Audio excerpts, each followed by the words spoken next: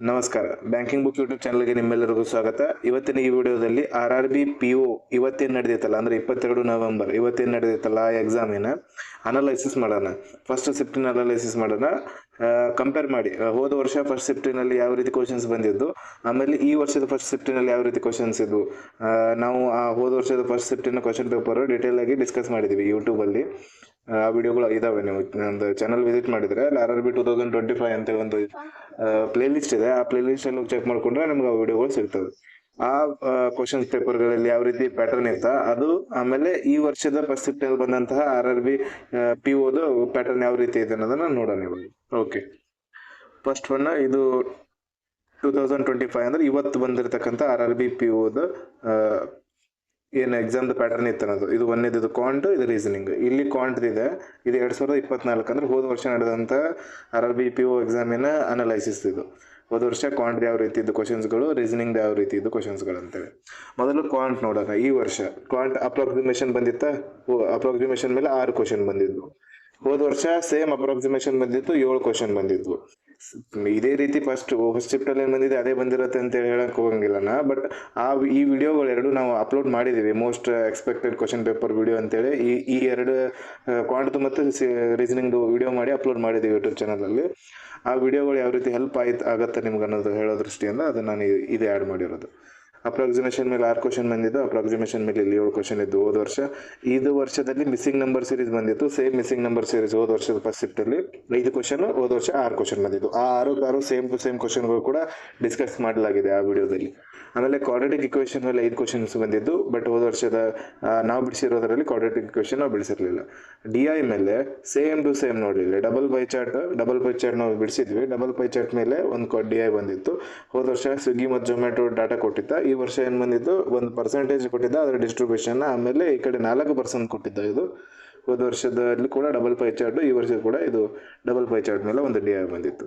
ಆಮೇಲೆ ಇನ್ನೊಂದು DI table based ಇತ್ತು. Mango sold to the male percentage, ಇದು ಪರ್ಸೆಂಟೇಜ್ ಅಲ್ಲಿ ಇತ್ತು. ಆಮೇಲೆ ಟೋಟಲ್ ಮ್ಯಾಂಗೋ ಕೊಟ್ಟಿದ್ದ. ಇದು ಈಸಿ DI ಇತ್ತು. 5 ಕ್ವಶನ್ ಇದ್ದು. ಅದೇ ಸೇಮ್ ಅದೇ ರೀತಿಯ ಟೇಬಲ್ DI ಬಂದಿತ್ತು ಹೋದ ವರ್ಷದ ಫಸ್ಟ್ ಶಿಫ್ಟ್ ಅಲ್ಲಿ.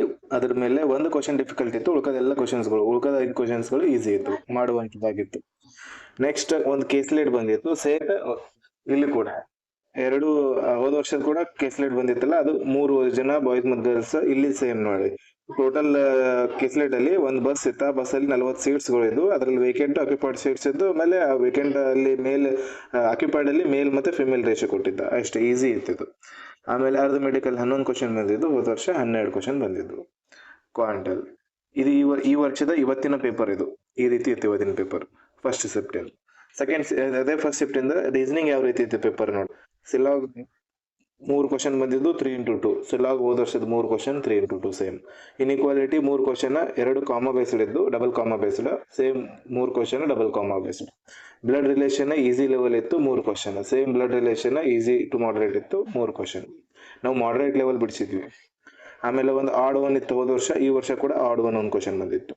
Add one 1 question. Okay, next ಏನಿದೆ, ಒಂದು ಪರ್ಸನ್, ಒಬ್ಬನೇ ಪರ್ಸನ್ ಸುತ್ತಾಡ್ತಿದ್ದ, ಈ ರೀತಿ ಹೋಗ್ತಿದ್ದ. ಅಂದ್ರೆ ಡೈರೆಕ್ಷನ್ ಈ ರೀತಿ ಚೇಂಜಸ್ ಆಗ್ತಿತ್ತು. ಆ ಡೈರೆಕ್ಷನ್ ಮೇಲೆ ಒಂದು ಪರ್ಸನ್ ಇತ್ತು, ಅದು ಡೈರೆಕ್ಷನ್ ಕ್ವಶನ್ಸ್ ಬಂದಿದ್ದು. ಇದ್ರ ಬದಲಿ ಹೋದ ವರ್ಷ ಏನ್ ಬಂದಿತ್ತು, ಚೈನೀಸ್ ಕೋಡಿಂಗ್ ಬಂದಿತ್ತು. ಆಮೇಲೆ ಮೀನಿಂಗ್ಫುಲ್ ವರ್ಡ್ 1 ಕ್ವಶನ್ ಬಂದಿದ್ದು. Same meaningful word 1 question. ಹೋದ ವರ್ಷ ಮ್ಯಾನೇಜ್ಮೆಂಟ್ ಅಂತ ಹೇಳಿ ಒಂದು ಮೀನಿಂಗ್ಫುಲ್ ವರ್ಡ್ ಬಂದಿತ್ತು. ಆಮೇಲೆ ನಂಬರ್ ಬೇಸ್ಡ್ 7 ನಂಬರ್ದು ಒಂದು ಕ್ವಶನ್ ಬಂದಿತ್ತು ಹೋದ ವರ್ಷ.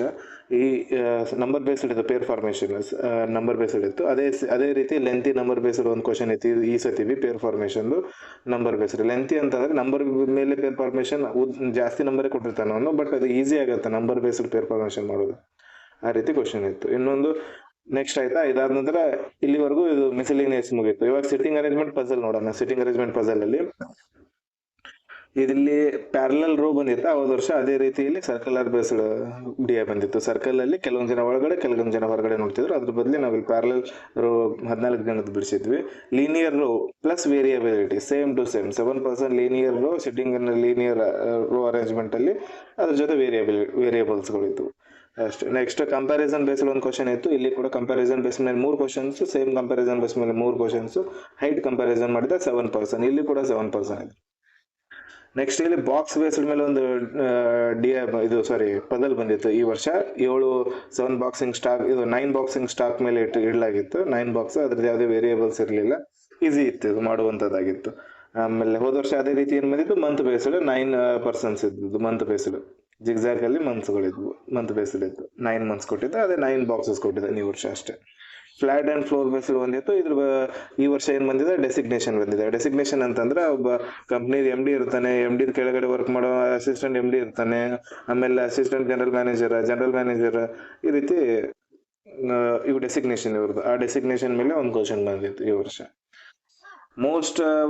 ಕೆಲವೊಂದು ಎಷ್ಟೋ ಪ್ಯಾಟರ್ನ್, ಆಮೇಲೆ ಎಷ್ಟೋ ಕ್ವಶನ್ಸ್ಗಳು, ಆಮೇಲೆ ಆ ಕ್ವಶನ್ಸ್ಗಳ ಮೇಲೆ ನಾವೇನ್ ಹೇಳಿದೇವಲ್ಲ ಅದೆಲ್ಲ ಕೂಡ ಈ ಪೇಪರ್ ಅಲ್ಲಿ ಹೆಲ್ಪ್ ಆಗಿದೆ ಅಂತ ಅನ್ಕೋತೀನಿ ನಾನು.